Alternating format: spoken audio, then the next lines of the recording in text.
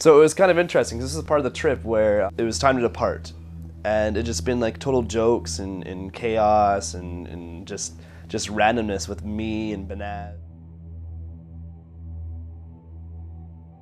It was a new chapter in the whole thing. Banaz took off through the Nusa Tenggara area, hopping through like Bali and Lombok, Sumbawa, Flores, and there was Rick, who traveled all the way to Kuta, Bali. It's pretty intense. He went to the McDonald's there, he went to the KFC, is telling us, and well, he's experienced. He's a well-experienced traveler. And then me and Gavin took off to Papua. So this is basically, Papua is the reason why we went on this trip. This was everything.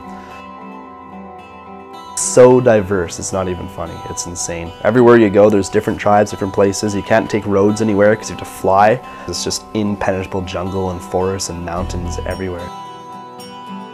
We booked a ticket to Timika, which was Gavin's great idea because Gavin wanted to go where no tourists were. It was like the poorest place I've ever been to in my entire life, man. I was totally screwed. I was blown away because there's a mine just up the road. This is the most richest, profitable mine on the planet, profiting $1 million a day. The Jakarta government just loves it. They get their taxes in, they're happy with it. They didn't want to upgrade Timika, so they just made their own town in the forest, and it was exactly like the West. You go through these gates. And it was basically just like being at home. They had proper ditches, they had running water, shopping centers and stuff. And you drive 20 minutes down the road and it's just poverty. It was like sickening poor. There's drunken Papuans running around everywhere that had been thrown out of their tribes that they used to live in because of this mine that kept on expanding and everything. There's just stories and stories and stories about the situation of the local people not having a fair chance over there.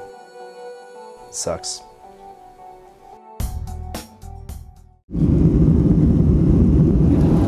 The only glacier in Indonesia. What do you got there, Durs?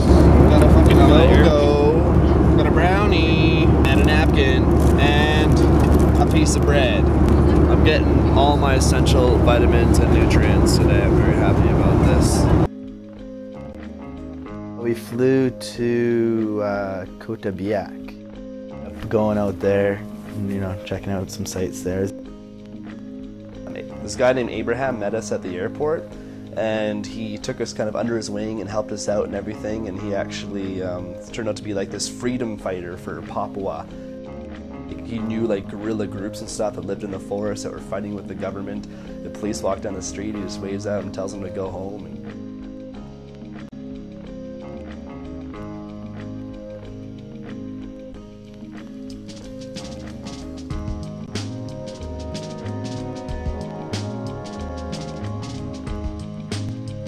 we rented motorcycles, ripped around the island for 6 days or so.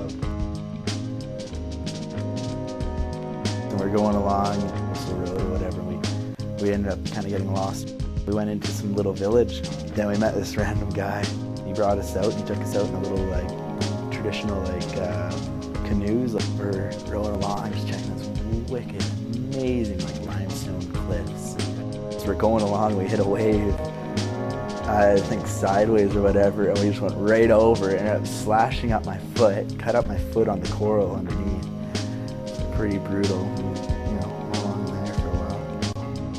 We drove the other side of the island and went down the coastal road, and we ran into, like, got to the end of the road, and there's some kids in the water and everything. We're snorkeling. It was absolutely magnificent, this water. Just beautiful, crystal clear. they would like attach these long sort of like wires, like hard pointy wires to like these elastics, and the kids would dive into the water and take them and shoot them at little fish and catch them on the wire, and then they would go eat them after. And there's some kids jumping off some cliffs. I love that, man. They were just so full of life. They were amazing swimmers. Some kids lived in the cliff and they would jump out of the house into the water. It's pretty sweet, man. Satu, dua, tiga. The kids would just jump off them and do backflips and jump around. Pretty cool.